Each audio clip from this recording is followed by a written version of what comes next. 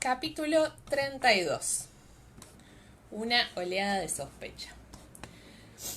De Lord John Grey al señor Arthur Norrington. 4 de febrero de 1777, código 158. Querido Norrington, tras nuestra conversación he hecho ciertos descubrimientos. Creo prudente confiarle. Hice una visita a Francia a finales de año y durante mi estancia visité al barón Amandine. De hecho, pasé varios días en casa del barón y conversé con él en numerosas ocasiones. Tengo motivos para creer que Bishop tiene que ver con el asunto del que hablamos y que mantiene una relación afectiva con Beaumarchais, quien por consiguiente es muy probable que esté también implicado. Creo que Amandine no está personalmente vinculado con el tema, sino que Bishop podría estar utilizándolo como una especie de tapadera. Pedí audiencia con Beaumarchais, pero me la denegaron. En circunstancias normales me habría recibido. Parece que he puesto a alguien de mal humor. Sería útil vigilar ese frente. Esté también alerta a cualquier mención en la correspondencia francesa de una compañía llamada Roderick Hortalès et Cie. Le ruego que hable también con la persona que se encarga de la correspondencia española. No he descubierto ninguna irregularidad, pero tampoco logro averiguar nada concluyente al respecto, como por ejemplo los nombres de los directores, lo que me parece en sí mismo sospechoso. Si sus obligaciones se lo permiten, me gustaría que me tuviera al corriente de cualquier cosa que descubra en relación con esos asuntos. Su seguro servidor, Lord John Grey. Hola, Patri. Postdata. ¿Podría decirme quién está actualmente al cargo del departamento americano en lo tocante a la correspondencia? De Lord John Grey a Harold, duque de Parlow, 4 de febrero de 1777, código de la familia. Hal, he visto a Amandine. Wainwright vive, en efecto, en la casa señorial, un lugar llamado Traflech. Creo, no hablo francés. Y mantiene una relación malsana con el barón. Conocí a la hermana de este último, la mujer de Wainwright. Ella está, sin duda, al tanto de la relación entre su hermano y su marido, aunque no lo admite abiertamente. Aparte de eso, parece no saber de nada de nada. Rara vez he conocido a una mujer más estúpida. Tiene una actitud claramente lasciva y es una pésima jugadora de cartas. También lo es el varón, que, por el contrario, estoy convencido de que sí sabe algo de las maquinaciones políticas de Wainwright. Se mostró evasivo cuando dirigí la conversación por esos derroteros y estoy seguro de que no está educado en el arte de la desorientación. Sin embargo, no es tonto, y aunque lo fuera, le habrá hablado sin duda a Wainwright de mi visita. He alertado a Norrington para que vigile cualquier actividad en ese frente. Sabiendo lo que sé de las habilidades y los contactos de Wainwright, o mejor dicho, de la ausencia de ellos, no me explico muy bien que esté implicado. Desde luego, si el gobierno francés está efectivamente considerando tales esquemas, como él nos indicó, no es fácil que pueda hablar de ellos de forma clara, y el hecho de mandar a alguien como Wainwright a hablar con alguien como yo podría considerarse suficientemente subrosa. Semejante estrategia tiene, como es obvio, la ventaja de poder negarse. Sin embargo, creo que hay en todo esto algo que no encaja en un sentido que aún no puedo definir. Nos veremos pronto y para entonces espero tener alguna información sólida acerca de un tal capitán Ezekiel Richardson, así como de un tal capitán Dennis Randall Isaacs. Si pudieras investigar ambos nombres a través de tus propios contactos, te estaría enormemente agradecido. Tu hermano afectísimo, John. Postdata. Confío en que estés mejor de salud. Hola, Guille. De Harold, duque de Parlow, a Lord John Grey, 6 de marzo de 1777, Bath. Hola, Susi. Mira, tengo tu cardo. 6 de marzo de 1777, Bath. Código de la familia. John. No estoy muerto. Ojalá lo estuviera.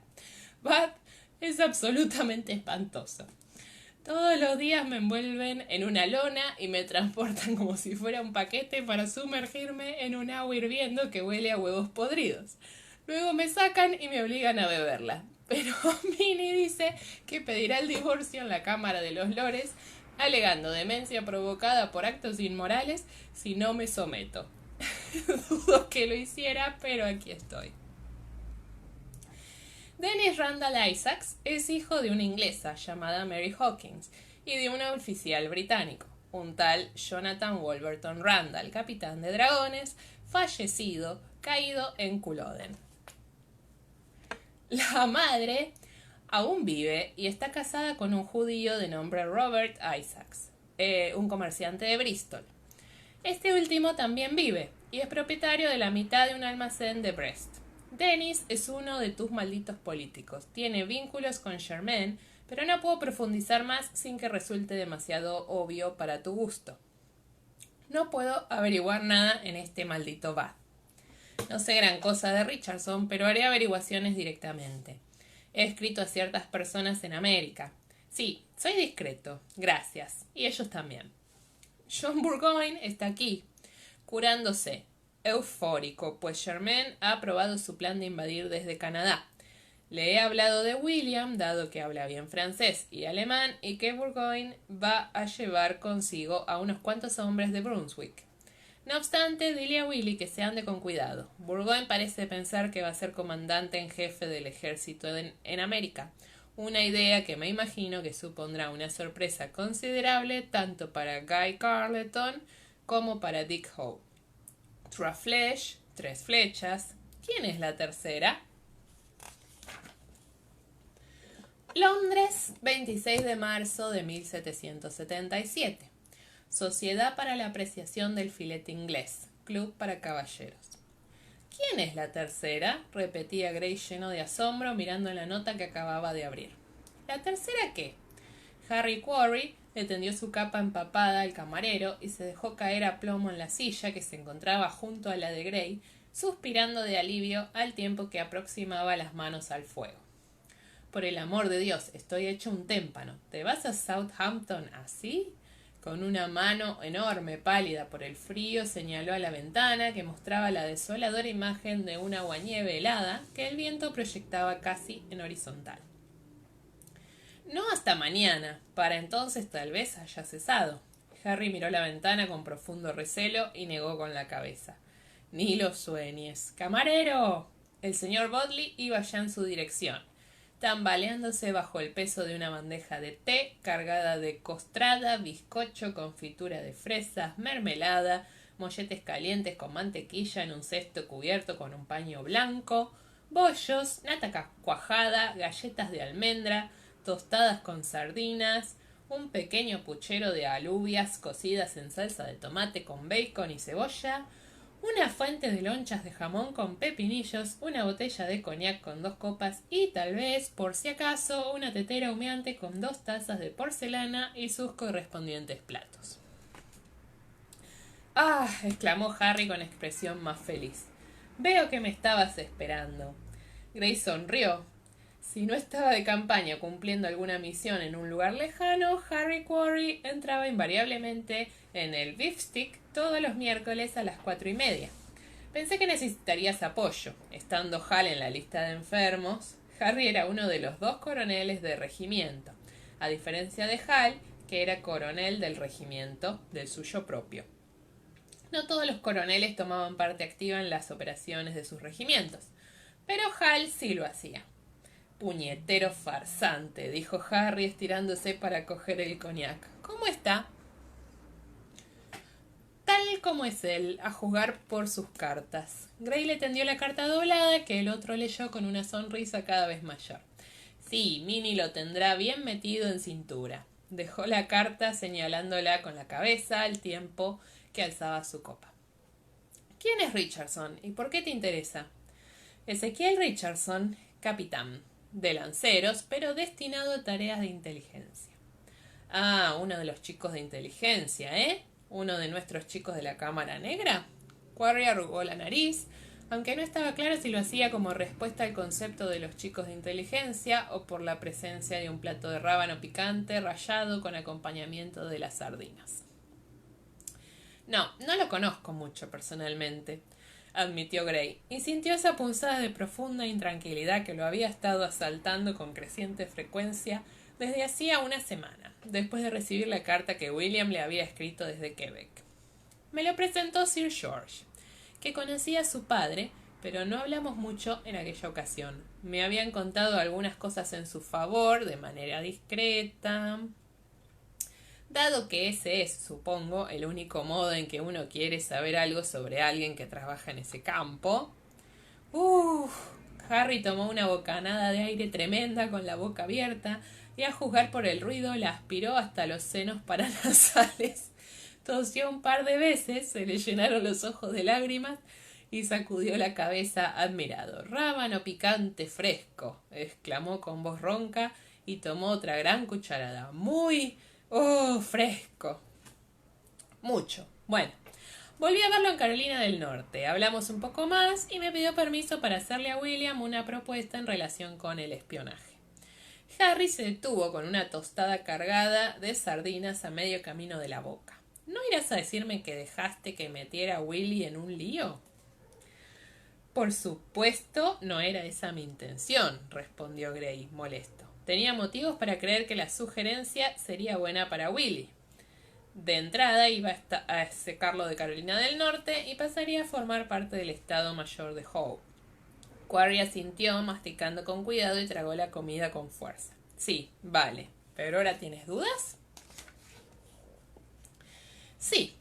Y más aún porque no puedo encontrar mucha gente que realmente conozca bien a Richardson. En primer lugar, todos los que me lo recomendaron lo hicieron, al parecer, porque a ellos se lo había recomendado alguna otra persona, excepto Sir George Stanley, que se encuentra en la actualidad en España con mi madre y el viejo Nigel Bruce, que entre tanto se ha muerto de manera bastante inoportuna».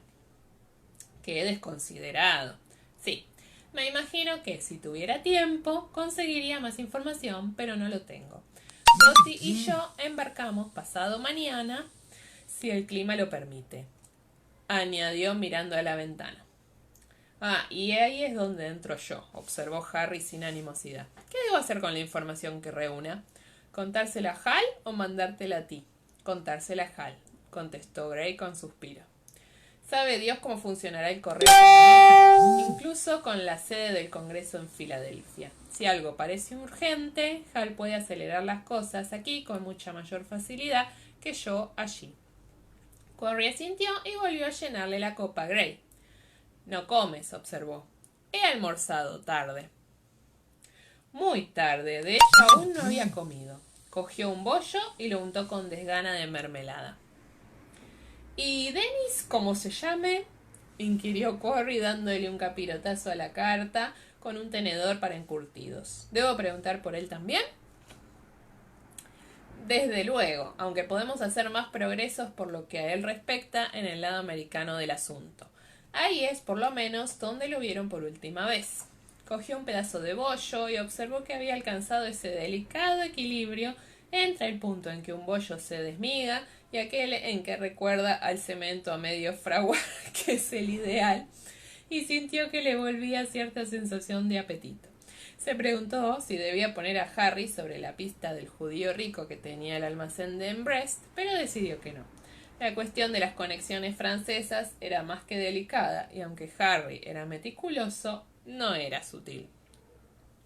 Muy bien, pues. Harry eligió un pedazo de bizcocho, lo coronó con 2 galletas de almendra y un pegote de nata cuajada y se lo metió todo en la boca. «¿Dónde lo metía?», se preguntó Gray. Harry era robusto y corpulento, pero nunca gordo. Sin duda lo sudaba mientras se ejercitaba enérgicamente en los prostíbulos, que era su deporte favorito, a pesar de que ya no era tan joven. «¿Cuántos años tendría Harry?», se preguntó de repente. Debía de ser unos cuantos años mayor que él y unos cuantos años más joven que Hal. Nunca había pensado en ello, del mismo modo que tampoco lo había hecho en relación con Hal. Ambos le parecían parecidos, le habían parecido siempre inmortales. Jamás había contemplado un futuro en el que faltara uno de ellos. Pero ahora el cráneo que se ocultaba bajo la peluca de Harry estaba casi calvo. Se le había quitado en un momento dado, como solía hacer, para rascarse la cabeza, y se la había vuelto a colocar con gesto desenfadado sin pararse a colocársela bien. Y tenía las articulaciones de los dedos hinchadas, a pesar de que sujetaba la taza de té con su delicadeza habitual. Gray tomó conciencia de pronto de su propia mortalidad en la rigidez de un pulgar, en una punzada de dolor en una rodilla, sobre todo por miedo a no estar allí para proteger a William mientras aún lo necesitaba. ¿Eh? Inquirió Harry arqueando las cejas ante lo que se reflejaba en el semblante de Gray, fuera lo que fuese. ¿Qué? Gray sonrió y negó con la cabeza mientras volvía a coger su copa de coñac. Timor mortis conturbat me, respondió. Ah, repuso Quirrell pensativo y alzó la suya. Brindaré por eso. Hola a todas las que se fueron uniendo, Marce, Patri. Ahora vamos al capítulo 33.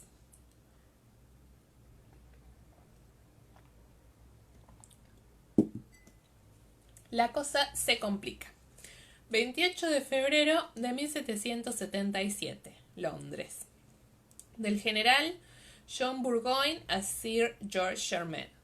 No concibo que ninguna expedición desde el mar pueda ser tan formidable para el enemigo ni tan efectiva para concluir la guerra como una invasión desde Canadá por Ticonderoga. 4 de abril de 1777. A bordo del buque de Su Majestad Tartar.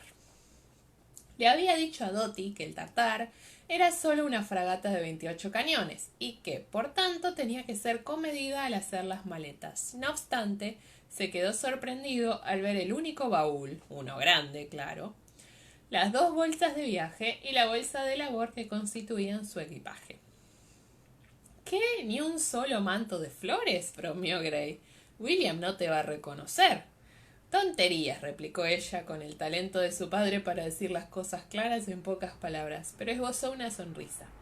Estaba muy pálida. Gray esperaba que no se tratase de un mareo incipiente, así que le oprimió la mano y la conservó en la suya todo el tiempo hasta que el último oscuro retazo de Inglaterra desapareció en el mar. Seguía asombrándole que Dotty lo hubiera conseguido. Hal debía de estar más delicado de lo que había dado a entender para dejarse engatusar y permitir que su hija se embarcara rumbo a América, incluso bajo la protección de Gray y con el loable propósito de cuidar de su hermano herido. Por supuesto, Minnie no quería separarse de Hal ni un momento, aunque, como es natural, se moría de preocupación por su hijo. Pero que no hubiera pronunciado ni una palabra de protesta por esta aventura. Tu padre está al corriente, ¿verdad?, preguntó en tono desenfadado, provocando una mirada de alarma a través de un velo de cabellos agitados por el viento. ¿De qué? Dotty se retiró con la mano la telaraña rubia de su pelo, que había escapado de la redecilla con que se lo había recogido y que ahora bailaba sobre su cabeza como si de ella más se tratara. ¡Ay, ayuda! Él le apresó el cabello, aplastándoselo sobre la cabeza con ambas manos y juntándoselo todo a continuación a la altura del cuello, donde se lo trenzó con mano experta, despertando la admiración de un marino que pasaba. Le hizo un moño y se lo ató con la cinta de terciopelo, que era cuanto quedaba de su redecilla arruinada. ¿Cómo que de qué?, le dijo a la nuca de su sobrina mientras terminaba el trabajo. De la horrible empresa en la que te has embarcado, sea cual sea. Ella se volvió y se enfrentó a él con una mirada directa. Si quieres describir el rescate de Henry como una empresa horrible, estoy absolutamente de acuerdo, repuso con dignidad. Pero como es lógico, mi madre haría cualquier cosa para traerlo de vuelta, como es de presumir que harías tú, o de lo contrario no estarías aquí. Y sin esperar respuesta se dio media vuelta con elegancia y se dirigió a la escalerilla que conducía a los camarotes, dejándolo sin habla. Uno de los primeros barcos de la primavera había traído una carta con más noticias acerca de Henry.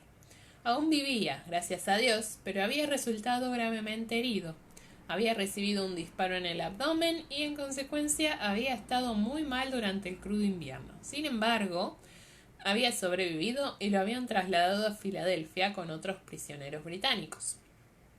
La carta la había escrito allí otro oficial, compañero suyo, también prisionero, pero Henry había conseguido garabatear algunas palabras de amor a su familia al final de esta y firmar con su nombre. El recuerdo de aquella pésima y desordenada escritura le consumía a John el corazón. Sin embargo, el hecho de que se tratara de Filadelfia lo animaba. Durante su estancia en Francia había conocido a un hombre importante de Filadelfia, por el que había sentido una simpatía inmediata que creía recíproca. Quizá ese conocido suyo pudiera serle de ayuda. Sonrió involuntariamente al recordar el momento en que conoció a aquel caballero americano. No se había demorado mucho en París, solo lo suficiente para hacer averiguaciones acerca de Percival Beauchamp, que no se encontraba allí. Se había retirado a su casa de campo para pasar el invierno, le dijeron.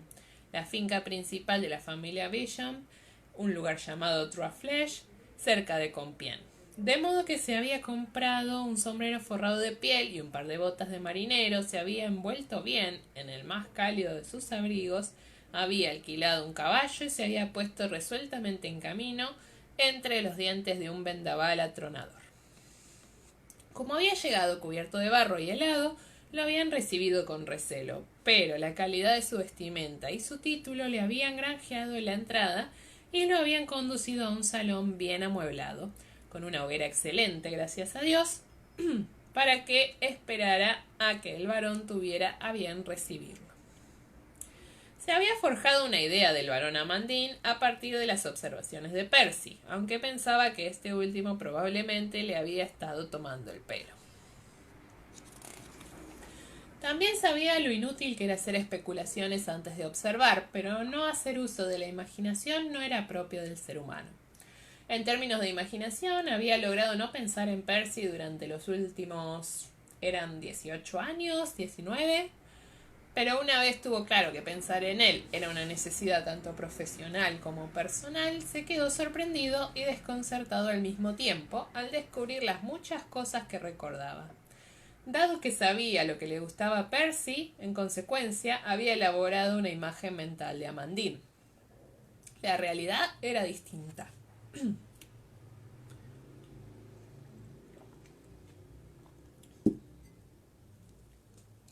El varón era un hombre más mayor, tal vez varios años mayor que Gray.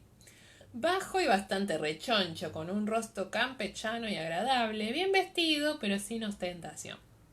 Saludó a Gray con gran cortesía, pero luego le tomó la mano y una pequeña sacudida eléctrica recorrió al inglés. La expresión del varón era cortés, nada más, aunque sus ojos lo miraban ávidos e interesados, y a pesar de su aspecto poco atractivo, la carne de Gray respondió a aquella mirada. Claro, Percy le había hablado a Amandine de él. Sorprendido y cauteloso, le dio la breve explicación que había preparado, pero le informaron de que, por desgracia, Monsieur Beauchamp no estaba en casa. Se había marchado a Alsacia con Monsieur Beaumarchais a cazar lobos. Bueno, eso confirmaba su suposición, pensó Gray. Pero sin duda su señoría tendría a bien aceptar la hospitalidad de Trois Flèches, al menos por aquella noche. Aceptó la invitación, deshaciéndose en agradecimientos inmerecidos, y después de haberse quitado las prendas de abrigo y de haberse cambiado las botas por las llamativas pantuflas de Dotty, que hicieron pestañear a Amandine aun cuando las elogió sobremanera, lo condujeron rápidamente por un largo pasillo con las paredes llenas de retratos. Tomaremos un tentempié en la biblioteca, le informó Amandine. Es evidente que se está usted muriendo de frío y de inanición, pero si no le importa, permítame que le presente en route a mi otro huésped. Lo invitaremos a unirse a nosotros. Gray había murmurado su asentimiento, distraído por la ligera presión de la mano de Amandine, que descansaba sobre su espalda algo más abajo de lo normal. Es americano, le estaba diciendo el varón cuando llegaron a una puerta hacia el final del pasillo, y su voz trasladó un regocijo considerable a esa palabra. Tenía una voz muy poco corriente, suave, cálida y algo ahumada, como el té oolong con mucho azúcar. Le gusta pasar un rato en el solarium todos los días, prosiguió, mientras abría la puerta y le hacía a Gray un gesto para que entrara delante de él. Dice que lo mantiene en buena salud. Gray había estado mirando cortésmente el varón durante esa introducción, pero ahora se volvió para hablar con el huésped americano y le presentaron de este modo al doctor Franklin, que estaba reclinado con toda comodidad en un sillón acolchado, tomando el sol en cueros.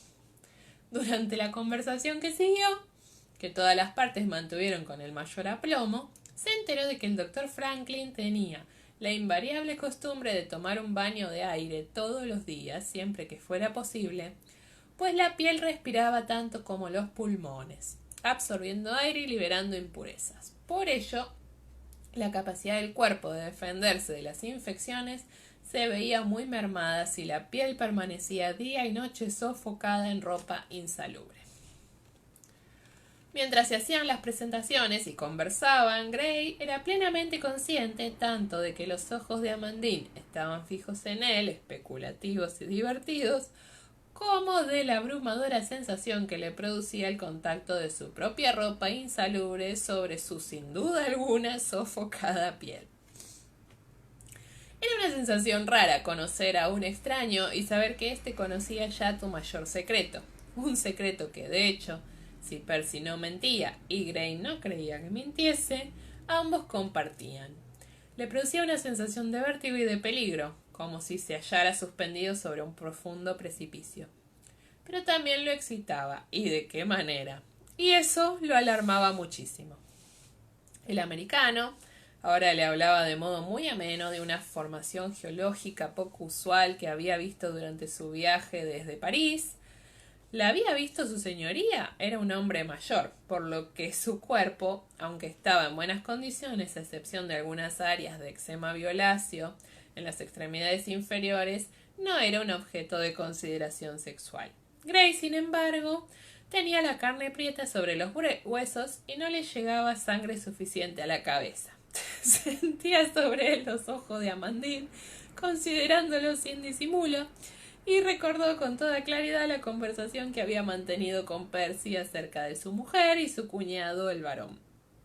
Ambos, de vez en cuando, juntos. ¿Habría acompañado la hermana del varón a su marido o se encontraba tal vez en casa? Esa fue una de las pocas ocasiones en su vida en que Gray se preguntó seriamente si no sería un pervertido. ¿Quiere que nos unamos al buen doctor en su beneficiosa práctica, milord? Gray arrancó sus ojos de Franklin y vio que el varón comenzaba a quitarse la chaqueta. Por suerte, antes de que pudiera pensar qué responder, Franklin se levantó y señaló que le parecía que ya tenía bastante beneficio por ese día. Aunque, por supuesto, observó mirando a Gray directamente a los ojos con expresión de profundo interés y no desprovista de cierto regocijo, no deben permitir que el que yo me vaya los prive a ustedes de entregarse a ellos, señores. El varón, impecablemente educado, volvió a ponerse el punto la chaqueta mientras decía que se uniría a ellos para tomar un aperitif en la biblioteca y desapareció en el pasillo. Franklin tenía un batín de seda. Gray se lo tendió y vio desaparecer los glúteos blancos, algo caídos, pero considerablemente firmes y tersos, al tiempo que el americano introducía lentamente los brazos en las mangas, revelando un leve indicio de artritis en las articulaciones de sus hombros. Los stickers que mandan son geniales. Tras volverse a atarse el cinturón, el americano le dirigió a Gray una abierta mirada. Gracias, milord, dijo. Deduzco que no conocía usted con anterioridad a Amandine. No, conocí a su cuñado, Monsieur Beauchamp, hace algunos años en Inglaterra, añadió sin ninguna razón en particular. Algo titiló en los ojos de Franklin al oír el nombre de Beauchamp, por lo que Gray le preguntó: ¿Lo conoce usted? Conozco el nombre, repuso Franklin con voz tranquila. ¿Entonces Beauchamp es inglés? Una multitud de posibilidades asombrosas había surcado a velocidad de vértigo la mente de Gray ante la simple observación de «conozco el nombre», pero una evaluación igualmente rápida de estas hizo que contestara la verdad como la opción más segura, y respondió sí, en un tono indicativo de que se trataba de un simple hecho nada más. Durante los días siguientes, Franklin y él mantuvieron varias conversaciones interesantes en las que el nombre de Percy Beauchamp brilló por su ausencia. Sin embargo, cuando Franklin regresó a París, a Gray le quedó una simpatía genuina por el anciano caballero, quien, al saber que Lord John iba a viajar a las colonias en primavera, había insistido en darle unas cartas de presentación para varios amigos que tenía allí. Además de la convicción de que el doctor Franklin sabía exactamente qué era y qué había sido Percy Beauchamp. Le ruego que me perdone, señor, le dijo uno de los hombres del Tartar, apartando a Gray con apremio de su camino y arrancándolo de sus ensoñaciones. Él parpadeó mientras volvía a la realidad y descubría que sus manos enguantadas se habían convertido en hielo a causa del viento y que tenía las mejillas insensibles. Tras dejar a los marineros entregados a su heladora tarea, bajó al camarote sintiendo un extraño calor, pequeño y vergonzoso, al recordar su visita a Trufflesh. Se le fue el frío a John, sí, tal cual.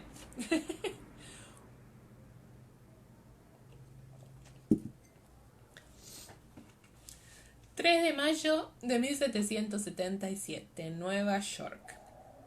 Querido papá, acabo de recibir tu carta sobre el primo Henry y espero con todas mis fuerzas que logres descubrir su paradero y obtener su libertad. Si me entero de algo acerca de él, haré cuanto esté en mi mano por hacértelo saber. ¿Tengo que dirigirle a alguien en particular las cartas que te escriba mientras estés en las colonias? Si no me indicas una alternativa, las mandaré a la atención del señor Sanders en Filadelfia con una copia de seguridad al juez O'Keefe de Richmond. Espero que perdones mi triste demora en escribir. No se debe, por desgracia, a la presión de ninguna actividad urgente por mi parte, sino más bien al ennui y la ausencia de algo de interés sobre lo que escribir. Tras un invierno tedioso, encerrado entre muros en Quebec, aunque salí mucho de casa y maté a un bicho muy agresivo llamado Glotón, recibí por fin nuevas órdenes del edecán del general Howe a finales de marzo, cuando algunos de los hombres de Sir Guy regresaron a la ciudadela y en consecuencia volví a Nueva York. Fue tedioso porque estaba encerrado consigo mismo, este pobre chico, porque él es tedioso. Pero bueno, no he recibido noticia alguna del capitán Randall Isaacs, ni he oído nada acerca de él desde mi regreso. Mucho me temo que debió de perderse en la ventisca. Si conoces a sus parientes, ¿podrías tal vez mandarles una nota manifestándoles mi esperanza de que haya sobrevivido? Lo haría yo mismo, salvo porque no estoy seguro de dónde encontrarlos ni de cómo formular mis sentimientos con delicadeza, por si también ellos albergaran alguna duda acerca de su destino, o peor aún, por si no tienen duda alguna al respecto. Pero tú sí sabrás qué decir, siempre lo sabes. Yo tuve algo más de suerte en mis propios viajes, pues solo sufrí un naufragio menor cuando navegaba río abajo. Nos fuimos al traste en Ticonderoga durante el porteo, cuando un grupo de buenos tiradores americanos nos dispararon desde el fuerte. Nadie resultó herido, pero las canoas recibieron impactos y, por desgracia, no descubrimos algunos de los agujeros hasta que volvimos a meterlas en el agua, y 2 de ellas se hundieron al instante. Tras lo cual recorrí un tramo con barro hasta la cintura y volvieron a aparecer los insectos carnívoros cuando me eché a las carreteras.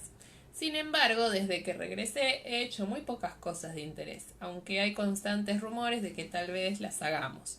Al descubrir que la inactividad resulta más molesta en lo que podríamos llamar un entorno civilizado, aunque en Nueva York no hay ninguna chica que sepa bailar, me presenté voluntario para llevar despachos y he encontrado cierto alivio en ello.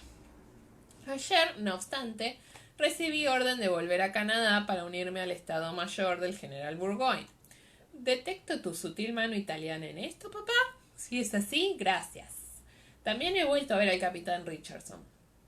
Estuvo en mis aposentos la noche pasada, llevaba casi un año sin verlo, pero por lo que me quedé muy sorprendido. No me pidió que le informara de nuestro viaje a Quebec, lo que no es de extrañar, pues a estas alturas la información resultaría tristemente desfasada. Y cuando le pregunté por Randall Isaacs, solo meneó la cabeza y dijo que no sabía nada.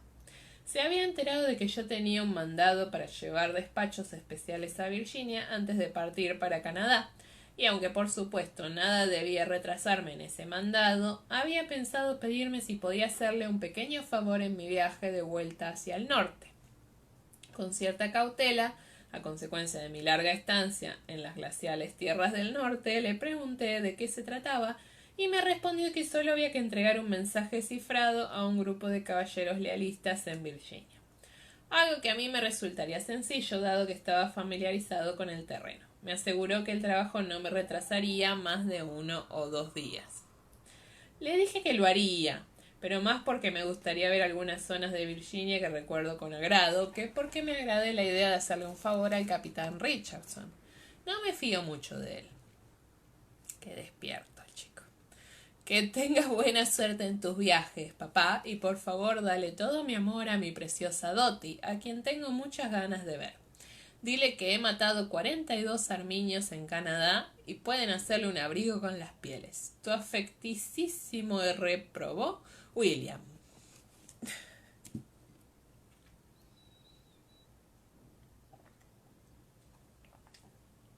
Bien, y vamos por el último capítulo. Capítulo 34, Salmos 30. 6 de octubre de 1980, Lallybroch. El acuerdo de Brianna con la compañía hidroeléctrica comportaba trabajar 3 días a la semana inspeccionando las plantas y supervisando las tareas de mantenimiento y reparación a medida que se fueran presentando, pero le permitía quedarse en casa escribiendo informes, rellenando impresos y realizando otras tareas burocráticas los otros 2 días. Estaba intentando descifrar las notas de Rob Cameron acerca de la toma de electricidad de la segunda turbina del lago Errochty, que parecían escritas con lápiz graso sobre los restos de la bolsa de su almuerzo, cuando fue consciente de unos ruidos en el estudio del hacendado al otro lado del vestíbulo. Hacía ya un rato que tenía la vaga conciencia de un suave canturreo, pero en cuanto había oído el ruido, lo había atribuido a una mosca atrapada en la ventana. ¡Ay, pobre Roger! Ahora, sin embargo, el canturreo había adquirido palabras, y una mosca no habría cantado The King of Love My Shepherd Is, con la música de Saint Columba. Se quedó helada al darse cuenta de que reconocía la melodía. La voz era tan áspera como el papel de lija de grano grueso y se quebraba de vez en cuando, pero subía y bajaba y era, sí, en efecto, era una canción. La canción cesó de golpe en medio de un ataque de tos, pero tras una dura sesión de carraspeo y de prudente tarareo, la voz volvió a cantar, esta vez una melodía escocesa que a Brianna le pareció el Salmo de David. Si supiera la melodía la cantaba, pero no la sé. El Señor es mi pastor, nada me falta. En prados de hierba fresca me hace reposar. Me conduce junto a fuentes tranquilas. Me conduce junto a fuentes tranquilas. Se repitió una vez o dos en distintas claves y acto seguido con mayor vigor el himno continuó. Y repara mis fuerzas, me guía por el camino justo, haciendo honor a su nombre. Brianna se sentó frente a su escritorio, temblando, mientras las lágrimas se deslizaban por sus mejillas y se cubría la boca con un pañuelo para que él no la oyera. Gracias, murmuró entre los pliegues. Dios mío, gracias. El canto cesó, pero el tarareo se reanudó, profundo y satisfecho. Bree recuperó la compostura y se enjugó a toda prisa las lágrimas. Era casi mediodía. Él entraría en cualquier momento a preguntar si comían. Roger había tenido muchas dudas en relación con el puesto de ayudante de maestro de coro, dudas que había procurado no dejarle ver y que ella, claro está, había compartido hasta que él regresó un buen día a casa y le contó que le habían asignado el coro de los niños como responsabilidad fundamental. Entonces afloraron sus propias dudas. Los niños carecían de toda inhibición por lo que respecta a expresar todas esas observaciones acerca de la singularidad social que sus adultos jamás mencionarían, pero al mismo tiempo aceptaban esa singularidad una vez que se acostumbraban a ella. ¿Cuánto han tardado en preguntarte por tu cicatriz?, le había preguntado cuando Roger regresó a casa sonriente después de su primera sesión en solitario con los chiquillos. No lo he cronometrado, pero quizá 30 segundos. Se pasó suavemente los dedos por la rugosa cicatriz que le cruzaba la garganta, pero siguió sonriendo. Por favor, señor Mackenzie, ¿qué le ha pasado en el cuello? ¿Es que lo han colgado? ¿Y qué les has contestado? Les he dicho que sí, que me habían colgado en América, pero que había sobrevivido gracias a Dios. Un par de ellos tenían hermanos mayores que habían visto la película Inferno de Cobardes y se la habían comentado, así que eso me ha hecho ganar bastante prestigio, pero ahora que saben el secreto, creo que esperan que acuda a la próxima sesión con mi revólver. Le dirigió a Brianna una mirada de soslayo con un solo ojo, al estilo de Clint Eastwood, que la hizo estallar en carcajadas. Ahora volvió a reírse al recordarlo, justo a tiempo, pues Roger asomó la cabeza y preguntó: ¿cuántas versiones del Salmo 23 dirías que hay con música? ¿23? Aventuró ella poniéndose en pie. Solo 6 en el himnario presbiteriano, admitió él. Pero hay adaptaciones métricas en inglés, me refiero que se remontan a 1546. Hay una en el Babe Psalm Book y otra en el viejo Salterio escocés, y un número sin precisar de ellas aquí y allá. He visto también la versión judía, pero creo que será mejor que no se las cante a la congregación de Saint Stephen. ¿También los católicos tenéis una adaptación musical? Los católicos tenemos una adaptación musical para todo, le contestó Brie levantando la nariz para husmear si había indicaciones procedentes de la cocina de que la comida estaba lista. Pero los salmos se cantan, por lo general, conforme a un arreglo específico para canto. Conozco 4 formas distintas para canto gregoriano, le informó con altivez. Pero hay muchas más. ¿Así? Cántamelas, le pidió. Y se detuvo en seco en el pasillo mientras ella intentaba recordar a toda prisa la letra del Salmo 23. La forma de canto más sencilla acudió a su mente, de manera automática. La había cantado muy a menudo durante su infancia y la tenía incrustada en los huesos.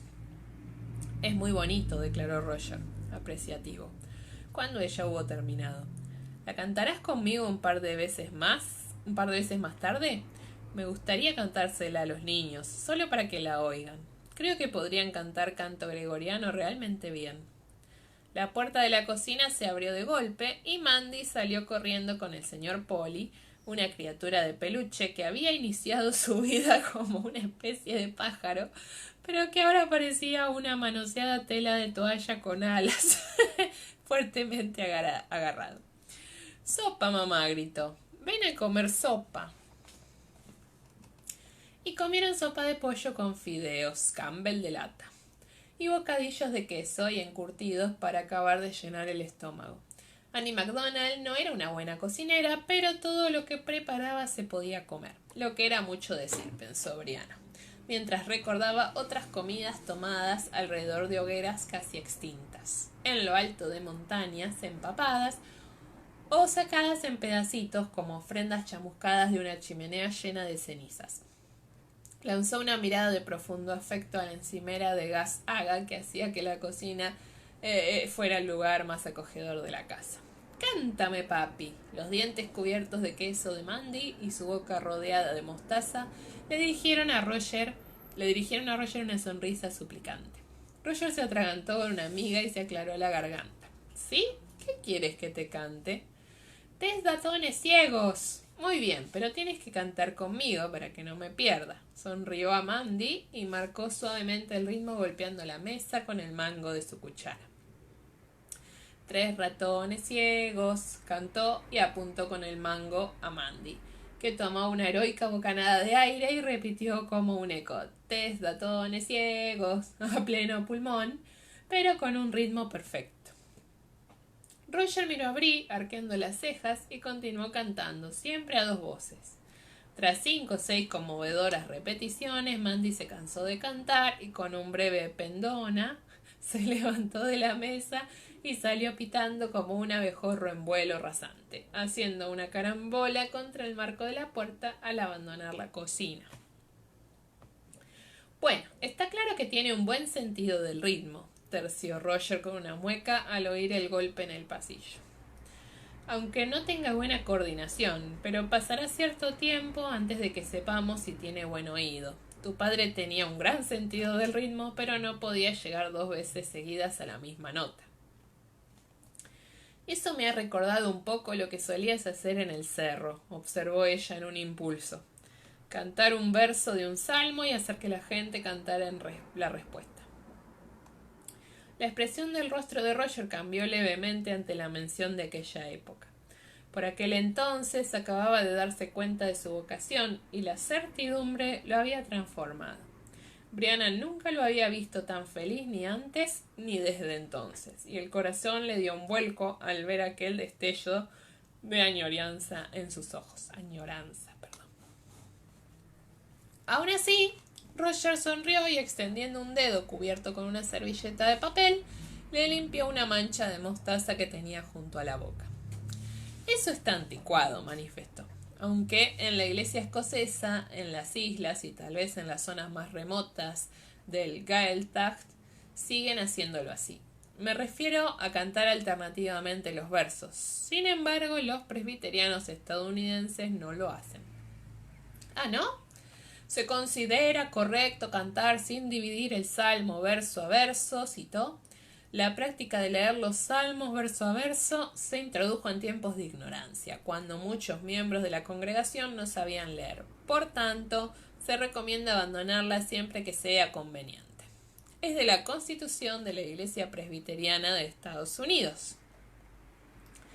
Ah, así que sí pensaste ordenarte mientras estábamos en Boston, se dijo ella, pero no lo expresó en voz alta. Tiempos de ignorancia, repitió en su lugar. Me gustaría saber qué habría dicho Hiram Crombie al respecto. Roger se echó a reír, aunque negó con la cabeza. Bueno, no deja de ser cierto, la mayoría de los habitantes del cerro no sabía leer, pero no estoy de acuerdo con la idea de que los salmos solo se canten de ese modo debido a la ignorancia de la gente o a la falta de libros. Se detuvo a pensar, cogiendo distraído un fideo perdido y comiéndoselo. Cantar todos juntos es algo grande, no hay duda, pero hacerlo enlazando los versos creo que tal vez tenga algo que une a la gente. Los hace sentir más implicados en lo que están cantando, en lo que está pasando realmente. Quizás sea solo porque así tienen que concentrarse más para acordarse de cada verso. Esbozó una breve sonrisa y desvió la mirada. Por favor, rogó ella con pasión a Dios, a la Santísima Virgen, al ángel de la guarda de Roger o a los 3 a la vez. Tenéis que permitir que encuentre el camino. Quería preguntarte algo, dijo él con súbita timidez. ¿El qué? Bueno, Jamie.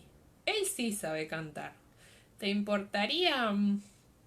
Por supuesto, seguiría yendo a misa contigo, pero ¿te importaría que viniera también conmigo? Solo si le gusta, se apresuró a añadir. Aunque creo que le gustaría estar en el coro, y a mí también me gustaría que viniera, que viera que tengo un trabajo, supongo, añadió con una sonrisa medio compungida. Le encantaría, repuso Brianna, mientras le decía mentalmente el Señor de los cielos, eso es rapidez. Se había dado cuenta enseguida y se preguntó si Roger lo había comprendido también, aunque lo dudaba, de que esa posibilidad suponía una manera elegante de hacer que también ella y Mandy asistieran a los servicios presbiterianos sin que hubiera un conflicto abierto entre sus dos fes. ¿Te gustaría acompañarnos a la primera misa en St. Mary? Inquirió. También podríamos ir todos juntos a St. Stephen y veros cantar a ti y a Jem. Sí, claro. Se detuvo con el bocadillo en medio camino de la boca y le sonrió, sus ojos verdes como el musgo. Es mejor así, ¿verdad? Dijo. Mucho mejor, replicó ella.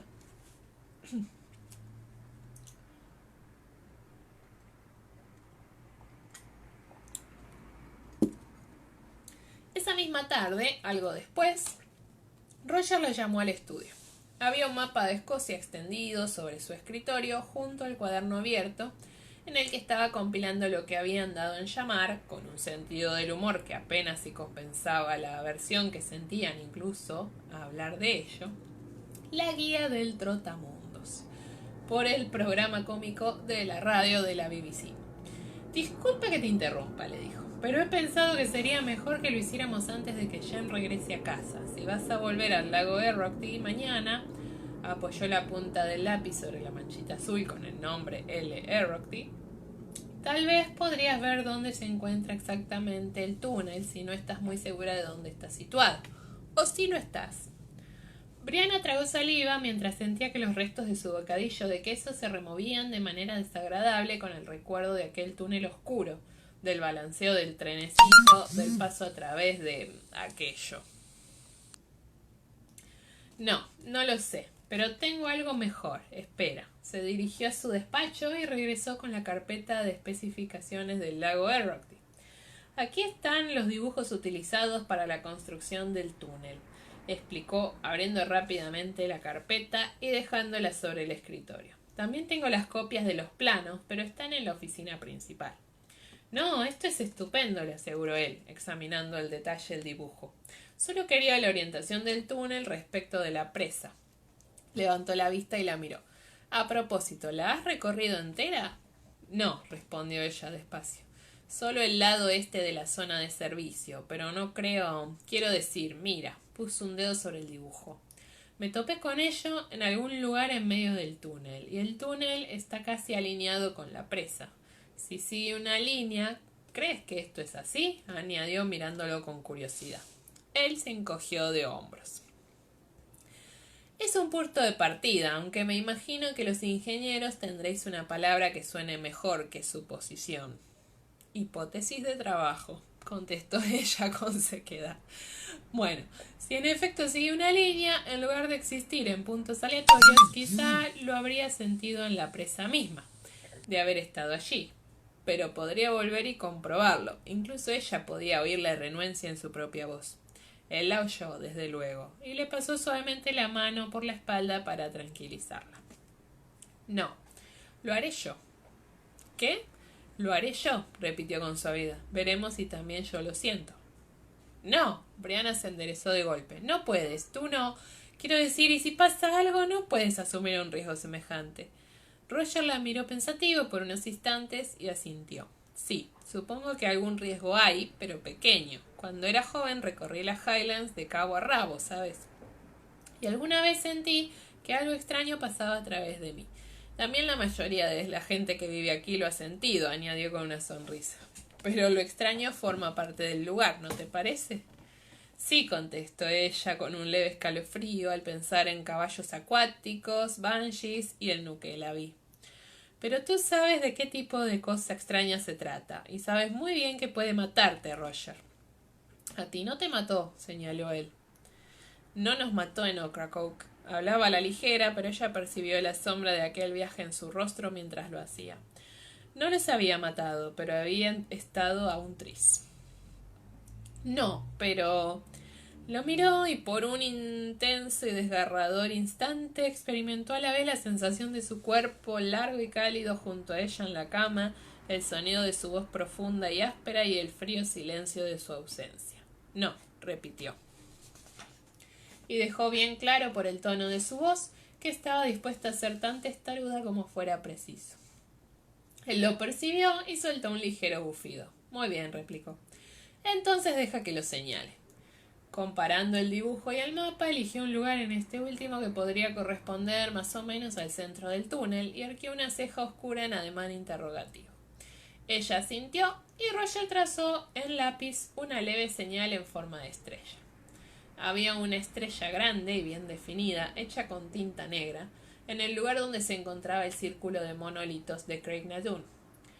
Otras señales a lápiz indicaban el emplazamiento de otros círculos de piedra. Algún día tal vez tendrían que visitar esos círculos, pero todavía no. Ahora no. ¿Has estado alguna vez en Lewis?, inquirió Roger en tono despreocupado, pero no como si preguntara por preguntar. No, ¿por qué?, dijo ella recelosa.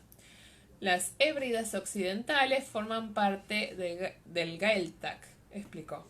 En Lewis cantan verso a verso en Gaelic y en Harris también. No sé si lo hacen en Wits y en Barra. Son mayormente católicas, pero tal vez sí lo hagan. Estoy pensando que me gustaría ir a ver cómo es aquello hoy en día. En el mapa veía la isla de Lewis, en forma de páncreas, frente a la costa occidental de Escocia. Era un mapa grande, lo bastante como para que pudiera ver en letras pequeñas la leyenda Piedras de Callanish, en la isla de Lewis. Exhaló despacio. Vale, repuso. Iré contigo. Tienes trabajo, ¿no? Me tomaré unos días libres. Se miraron el uno al otro por unos instantes en silencio. Brianna fue la primera en quebrarlo al tiempo que miraba el reloj de la estantería. Jem llegaría pronto a casa.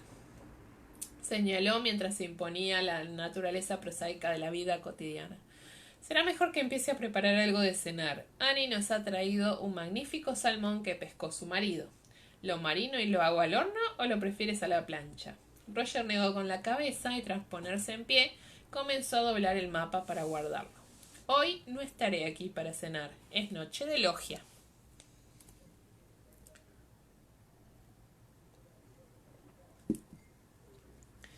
La Gran Logia Masónica Provincial de Inverness-Shire incluía numerosas logias locales, dos de ellas de Inverness.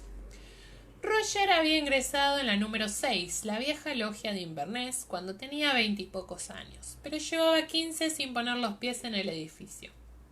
De modo que ahora lo hacía con una mezcla de cautela y expectación. Aquello era, sin embargo, las Highlands y su hogar. La primera persona que vio al entrar fue Barney Gogh, que cuando Roger llegó a Inverness en tren a los 5 años de edad para vivir con su tío abuelo, era el corpulento y sonriente empleado de la estación. El señor Gogh había encogido de manera considerable y sus dientes manchados de tabaco habían cedido al paso, hacía largo tiempo, a una dentadura postiza igualmente manchada de tabaco. Pero reconoció a Roger enseguida y se le iluminó la cara de deleite. Lo agarró del brazo y lo arrastró hasta un grupo de hombres, también mayores, la mitad de los cuales lanzaron exclamaciones de alegría por su regreso. Era extraño, pensó Roger algo más tarde, mientras procedían con los asuntos de la logia cumpliendo con los rituales de rutina del rito escocés. Es como si estuviéramos detenidos en el tiempo, pensó, y casi se echó a reír en voz alta. Había diferencias, sí, pero eran muy leves, y la sensación que daba, se imaginaba que la neblina de los cigarrillos apagados era el humo de una chimenea, podía ser perfectamente la cabaña de los Crombie en el cerro, donde se reunía la logia de allí. El familiar murmullo de las voces, verso y respuesta, seguido de la relajación, agitación de los cuerpos, el té y el café que se servían cuando la noche se volvía puramente social. Había mucha gente presente, mucha más de la que él estaba acostumbrado a ver, por lo que al principio no reparó en Lionel Menzies. El director de la escuela estaba al otro lado de la habitación con el ceño fruncido, concentrado, escuchando algo que un tipo alto, en mangas de camisa, le estaba diciendo, inclinándose para cortar la distancia entre ambos. Roger titubeó, pues no quería interrumpir su conversación, pero el hombre que estaba hablando con Menzies levantó la vista, vio a Roger, volvió a su conversación y entonces se detuvo de golpe y volvió a mirar con insistencia a Roger, en concreto a su garganta. Todos los miembros de la logia le habían mirado la cicatriz. Ya abiertamente, ya con disimulo. Llevaba una camisa de cuello abierto bajo la chaqueta. No había por qué intentar ocultarla. Era mejor zanjar el tema de una vez. Sin embargo, el extraño miraba la cicatriz con tanto descaro que resultaba casi ofensivo. Menzies reparó en la falta de delicadeza de su compañero, era difícil no hacerlo, y al volverse vio a Roger y sonrió. «Señor Mackenzie», dijo. «Roger», replicó él, sonriendo. Los nombres de pila eran habituales en la logia, cuando no eran formalmente el hermano fulanito. Menzies asintió e inclinó la cabeza antes de presentarle a su acompañante. «Rob Cameron, Roger Mackenzie. Rob es mi primo. Roger es uno de los padres de mi escuela». Eso pensaba, replicó Cameron estrellándole la mano.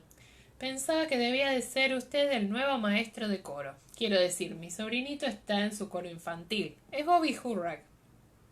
Nos contó todo sobre usted durante la cena la semana pasada. Roger se había fijado en la mirada inteligente que ambos hombres habían intercambiado mientras Menzies los presentaba, y pensó que el director también debía de haber hablado de él a Cameron, probablemente para mencionarle su visita a la escuela después del incidente de Jem con el gaélico. Pero en ese momento no le dio ninguna importancia. Rob Cameron, repitió Roger, mientras le daba a la mano del hombre un apretón algo más fuerte de lo habitual, antes de soltarla. El otro pareció sorprendido. Trabaja usted para la compañía hidroeléctrica, ¿verdad? Sí, creo que conoce a mi mujer. Roger descubrió sus dientes en lo que podría tomarse, o tal vez no, por una fantástica sonrisa. Brianna Mackenzie. Cameron abrió la boca, pero no emitió ningún sonido. Se dio cuenta y la cerró de golpe tosiendo. Sí, claro. Roger habría medido al hombre de manera mecánica en el momento en que le estrechaba la mano, y sabía que, si había pelea, sería corta. Evidentemente, Cameron también lo sabía. Ay, perdón.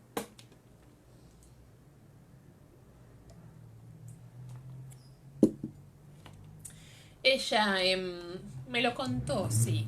Oiga, no fue más que una broma, ¿vale? Cameron lo miró precavido por si acaso Roger tenía intención de invitarlo a salir afuera.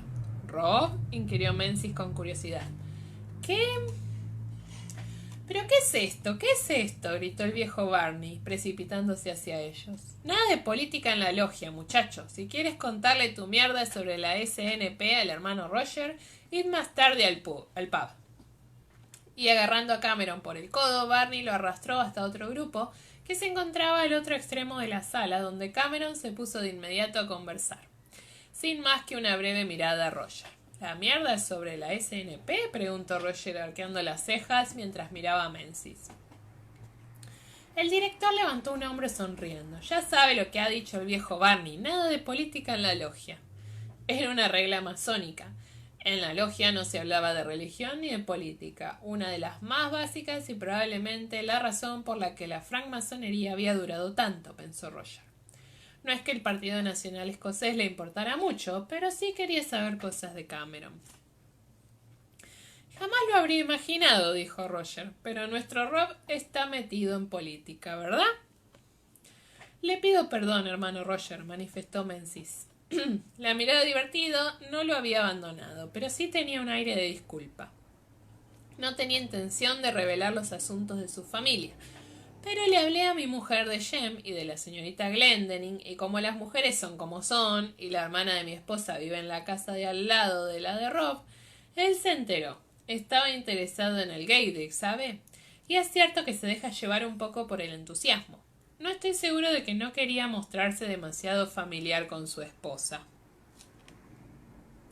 Roger se dio cuenta de que Menzies se equivocaba del todo en lo relativo a Rob Cameron y Brianna, pero no tenía intención de aclararle las cosas. No eran solo las mujeres, los cotilleos eran una forma de vida en las Highlands.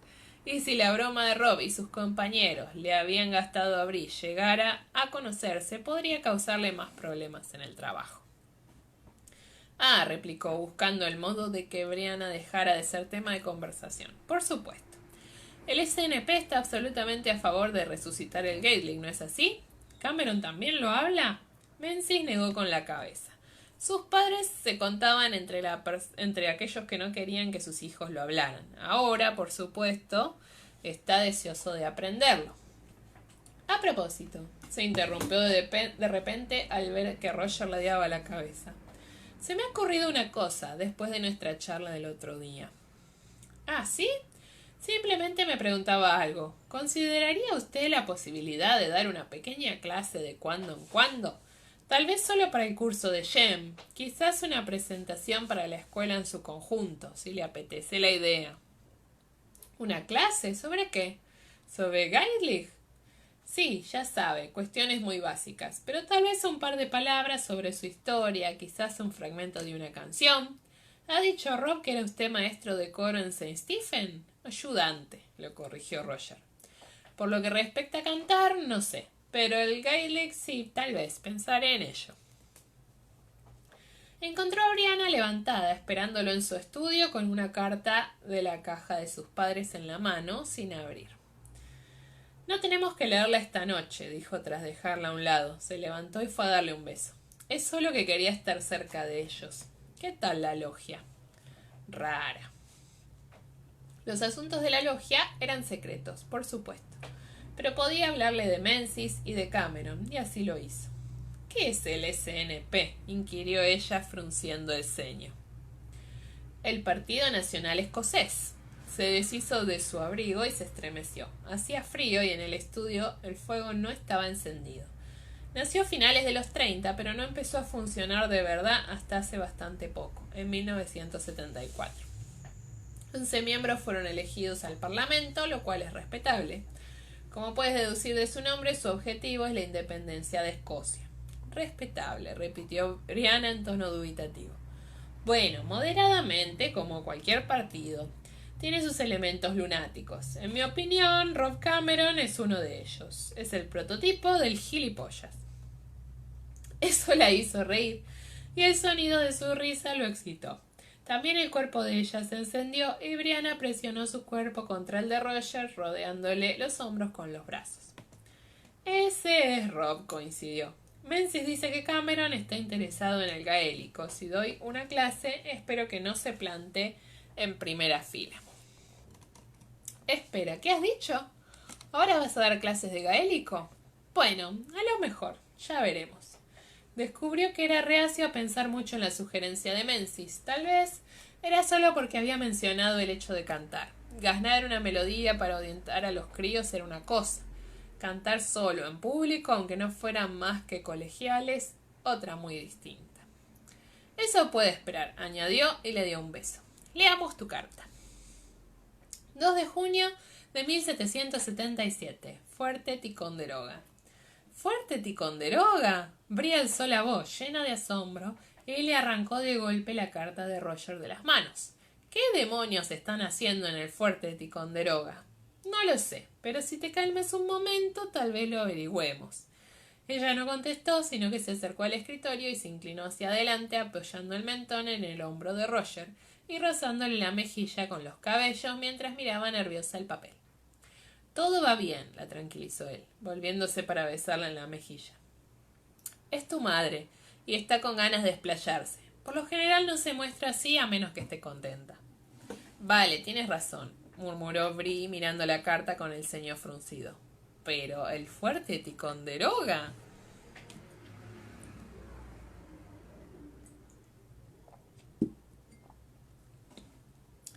Queridos Bri y compañía, como podréis haber deducido por el encabezamiento de la carta, no estamos aún en Escocia.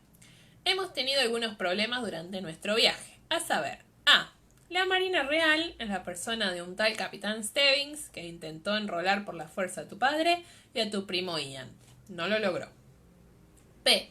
Un barco corsario americano, aunque su capitán, un tal y con uno como él hay más que suficiente, Asa Hickman, insiste en el más digno nombre de patente de corso para designar la misión de su barco, que consiste esencialmente en actos de piratería ejecutados bajo la autoridad del Congreso Continental.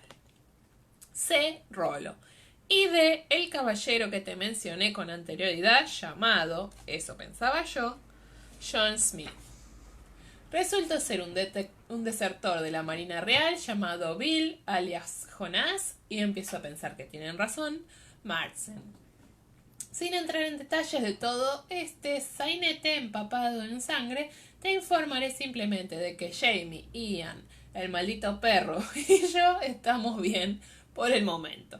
Espero que este estado de cosas se mantenga durante los próximos 2 días, que es cuando termina el contrato a corto plazo de tu padre con la milicia. No me preguntes. Básicamente estaba salvando en el cuello al señor Marsden, además de velar por el bienestar de un par de docenas de marineros forzados a la piratería contra su voluntad.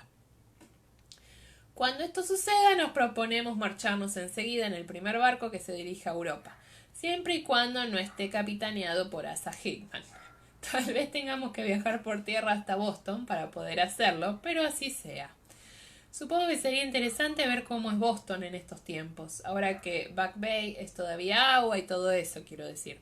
Por lo menos el Common seguirá ahí, aunque con bastantes más vacas de las que nosotras estábamos acostumbradas a ver.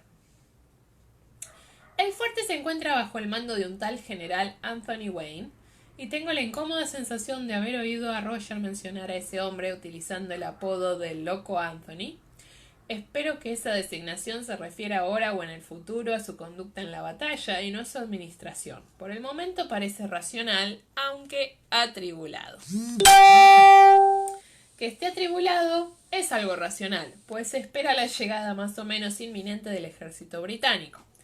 Mientras tanto, su ingeniero jefe, un tal señor Sheduthan Baldwin, creo que te gustaría, es un tipo muy enérgico, está construyendo un gran puente para conectar el fuerte con la colina que llaman Monte Independencia. Tu padre está al mando de un equipo de operarios que trabaja en ese puente. Lo estoy viendo ahora mismo desde mi atalaya sobre una de las baterías en media luna del fuerte. Sobresale, más bien, pues no solo mide el doble que la mayoría de los hombres, sino que también es uno de los pocos que llevan camisa. De hecho, la mayoría trabajan desnudos o llevan puesto tan solo un taparrabos a causa del calor y la humedad. Como hay tantos mosquitos, lo considero un error, pero nadie me ha preguntado. Tampoco me han pedido opinión acerca de los protocolos de higiene relativos al mantenimiento de una enfermería y de un alojamiento para los prisioneros como Dios manda. Trajimos con nosotros a varios prisioneros británicos, incluido el anteriormente mencionado Capitán Stebbins, que debería estar muerto de todas, pero que por algún motivo no lo está, aunque se las dije de todos modos.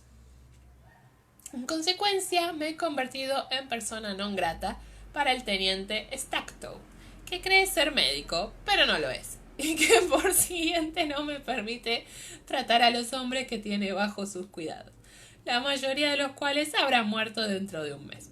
Por fortuna, a nadie le importa que atienda a las mujeres, a los niños o a los prisioneros, así que estoy provechosamente ocupada, pues son muy numerosos.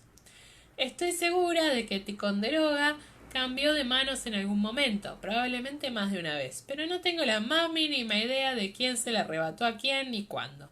No puedo quitarme ese último punto de la cabeza.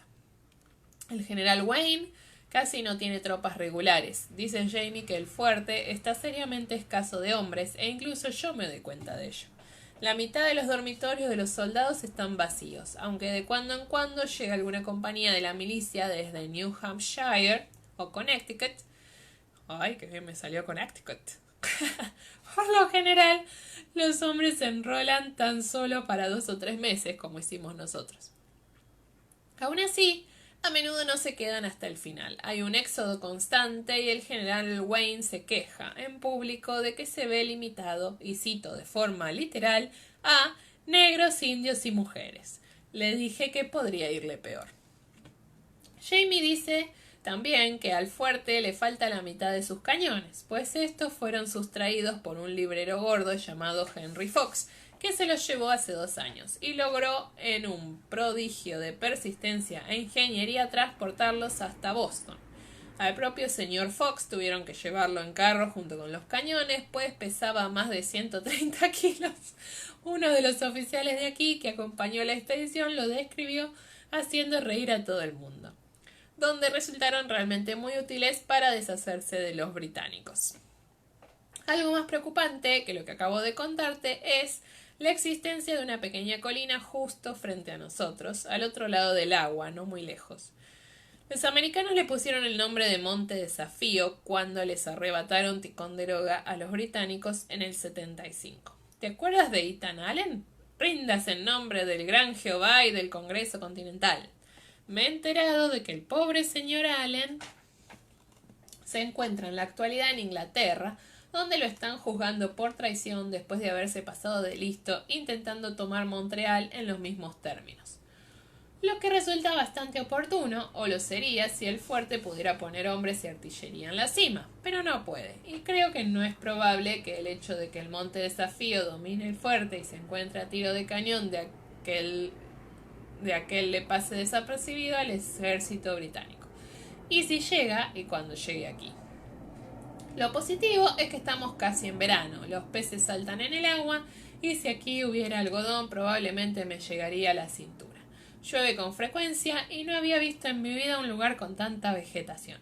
El aire es tan rico en oxígeno que en ocasiones tengo la impresión de que me voy a desmayar y he de entrar a toda prisa en los dormitorios de los soldados a por una bocanada restauradora con olor a ropa sucia y orinales, aunque aquí al orinal lo llaman bacín de truenos, y por buenas razones. Tu primo Ian sale de expedición a buscar alimentos cada pocos días. Jamie y muchos de los otros hombres son buenos pescadores, de modo que comemos extremadamente bien.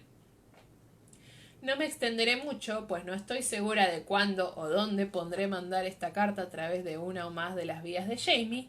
Si hay tiempo, copiamos todas las cartas y enviamos varias copias, pues incluso el correo normal es arriesgado en estos tiempos. Con suerte irá con nosotros a Edimburgo. Entre tanto, os mandamos todo nuestro amor. Jamie sueña de vez en cuando con los niños. Ojalá yo soñara con ellos también. Mamá. Roger permaneció sentado en silencio unos instantes con el fin de asegurarse de que Brie había tenido tiempo de terminar de leer la carta, aunque en realidad ella leía mucho más rápido que él. Pensó que debía de haberla leído 2 veces. Al cabo de un rato, ella suspiró por la nariz, como preocupada, y se enderezó. Roger estiró una mano y la dejó descansar en su cintura, y Brianna la cubrió con la suya. No de manera mecánica. Agarró los dedos de Roger con fuerza, aunque ausente. Estaba mirando la librería. «Esos son nuevos, ¿verdad?», inquirió en voz baja, señalando con la barbilla la estantería de la derecha. «Sí, pedí que me los mandaran desde Boston. Llegaron hace un par de días». Los lomos se veían nuevos y brillantes. Eran unos libros de historia que trataban de la Revolución Americana. La Encyclopedia of the American Revolution. Enciclopedia de la Revolución Americana. De Mark M. Bodner III. A Narrative of a Revolutionary Soldier. Relato de un soldado revolucionario de Joseph Plum Martin. «¿Qué quieres saber?», preguntó Roger. Señaló con la cabeza la caja abierta sobre la mesa frente a ellos, donde un grueso fajo de cartas seguía sin abrir, encima de los libros. Todavía no había podido confesarle a Brie que había estado hojeando los libros. «Quiero decir que sabemos que probablemente salieron de Ticonderoga sin novedad. Hay muchas más cartas». «Sabemos que uno de ellos probablemente lo hizo», repuso ella mirando las cartas. «A menos que... Ian lo sabe, quiero decir. Él podría haber...». Roger retiró la mano y buscó con decisión en el interior de la caja. Brie contuvo la respiración, pero él lo ignoró, sacando de la caja un puñado de cartas y examinándolas una a una. Claire, Claire, Claire, Jamie, Claire, Jamie, Jamie, Claire, Jamie. Se detuvo extrañado ante una carta que presentaba una caligrafía desconocida. «Tal vez tengas razón acerca de Ian. ¿Conoces su letra?». Ella negó con la cabeza. «Creo que no lo he visto nunca escribir nada, aunque supongo que sabe escribir», añadió dubitativa. «Bueno». Roger dejó la hoja doblada y paseó la mirada de las cartas desperdigadas a la estantería y a ella. Brianna estaba algo sonrojada. «¿Qué quieres hacer?». Ella reflexionó, mirando alternativamente la estantería y la caja de madera. «Los libros», respondió resuelta y se dirigió a las estanterías. «¿Cuál de ellos nos dirá cuándo cayó Ticonderoga?». De Jorge III, Rex Britannia, a Lord George Germain. Burgoyne tal vez estará al mando de las tropas que se enviarán a Albany desde Canadá. Dado que hay que esperar que se presenten enfermedades y otras contingencias, creo que no deberían permanecer en el lago Champlain más de 7.000 efectivos, pues sería una gran imprudencia correr cualquier riesgo en Canadá. Hay que utilizar indios. Y acá terminamos. Voy a marcar.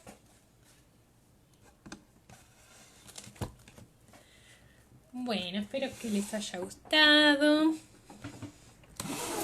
Fueron largos esta vez. No me tocó a Jamie, pero lo nombré. Algo es algo. Así que, gracias por conectarse. Les voy a dejar en un posteo cómo hice mi torta de Claire, así todos lo pueden ver, para que no se haga tan más largo el video. Y bueno, gracias por conectarse, las quiero. Ojalá la próxima salida ya esté liberada de mi cautiverio y las pueda ver. Las adoro. Besotes.